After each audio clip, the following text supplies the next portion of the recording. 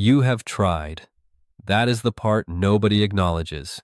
You have cut calories, you have gone to the gym, you have done the crunches, the planks, the morning walks. You have had weeks where you were genuinely disciplined, genuinely consistent, genuinely doing everything the internet told you to do. And the belly is still there, soft, persistent, completely indifferent to your effort. Not smaller, not flatter, just there, every morning when you look in the mirror, as if it did not notice that you have been trying to get rid of it for months. The frustration of this is not just aesthetic. It is deeply confusing, because the logic seems airtight. Eat less, move more, burn fat. It should work. It works in the magazines. It works in the before and after photos. So why is it not working on you?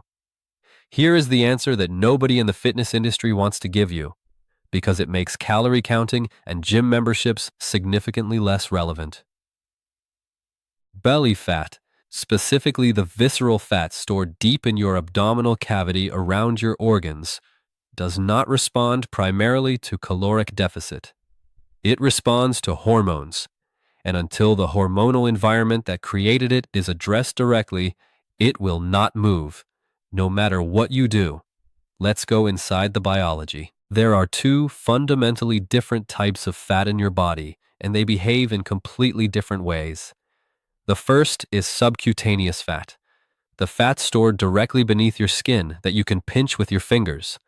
This fat is metabolically relatively benign. It responds reasonably well to caloric deficit and exercise. It is the fat you lose when conventional dieting works. The second type is visceral fat, the fat stored deep inside your abdominal cavity, packed around your liver, your pancreas, your intestines, and your other vital organs. This fat is not just stored energy. It is an active endocrine organ. It produces hormones, inflammatory molecules, and signaling compounds that directly interfere with your metabolism, your insulin sensitivity, and your body's ability to burn fat anywhere. Visceral fat has up to 4 times more cortisol receptors than subcutaneous fat. This single fact explains almost everything about why belly fat is so resistant to conventional weight loss strategies. Cortisol, your primary stress hormone, does not just prevent visceral fat from being burned. It actively promotes its accumulation. Every time your cortisol spikes, which in modern life happens dozens of times daily through work stress, sleep deprivation, blood sugar crashes, inflammatory foods, and even intense exercise, visceral fat receives a signal to grow. You cannot out-exercise a chronically elevated cortisol level. You cannot out-diet it either, because the same caloric restriction that you think is helping your waistline is simultaneously triggering cortisol release as a stress response, counteracting your efforts at the hormonal level. The second mechanism keeping your belly fat locked in place is insulin resistance, and this is where most people's understanding of the problem completely breaks down. Insulin is your body's primary fat storage hormone. When you eat carbohydrates, your blood glucose rises and your pancreas releases insulin to manage it. Insulin signals your fat cells to absorb and store energy. In a person with healthy insulin sensitivity, this process is efficient and proportional. A small amount of insulin produces a large cellular response. Glucose is cleared quickly, and insulin drops back to baseline. But in a person with insulin resistance, which is an extraordinarily common condition that most people have to some degree without knowing it, the cellular receptors have become desensitized to insulin signal. Your pancreas has to release larger and larger amounts to achieve the same effect. Chronically elevated insulin does something specific and devastating to belly fat. It activates an enzyme called lipoprotein lipase in your visceral fat tissue, which actively pulls triglycerides from your bloodstream and deposits them around your organs.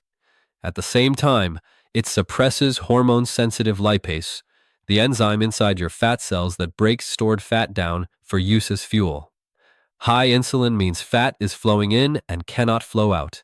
You can eat less, you can exercise more, but if your insulin remains chronically elevated, the biochemical locks on your visceral fat cells remain closed, regardless of your caloric deficit. The third mechanism is the one that creates a vicious cycle that is almost impossible to break from the outside.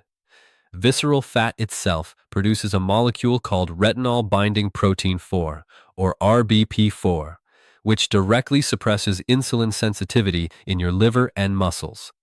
More visceral fat means more RBP4. More RBP4 means more insulin resistance. More insulin resistance means higher chronic insulin levels. Higher chronic insulin means more visceral fat accumulation. The belly fat is not just resistant to your efforts. It is actively producing the hormonal conditions that ensure its own survival. This is why people with significant visceral fat accumulation hit a wall at a very specific point and cannot break through it, regardless of how hard they try.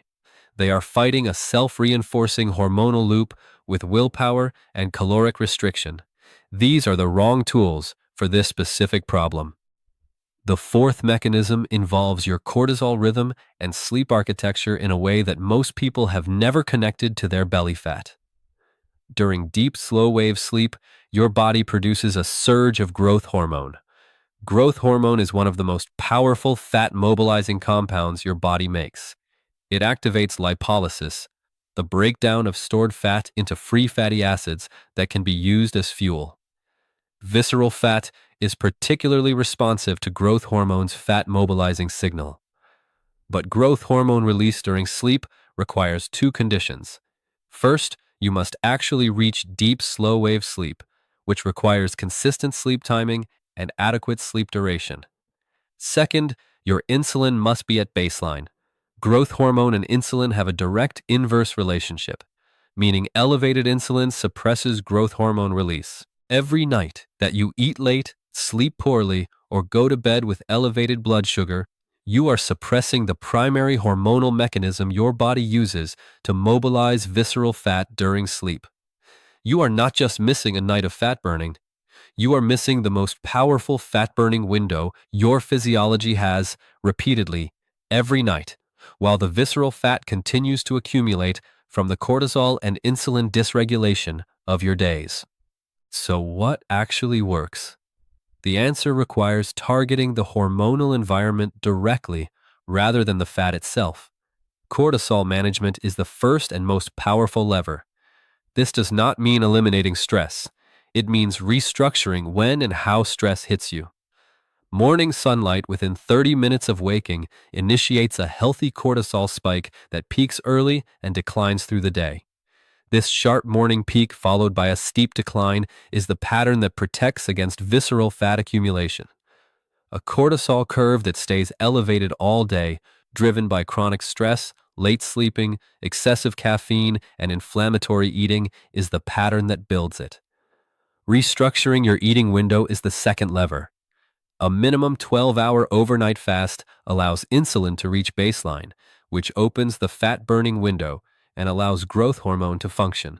Eating your largest meal earlier in the day takes advantage of the liver's morning insulin sensitivity and reduces the overnight insulin elevation that suppresses growth hormone.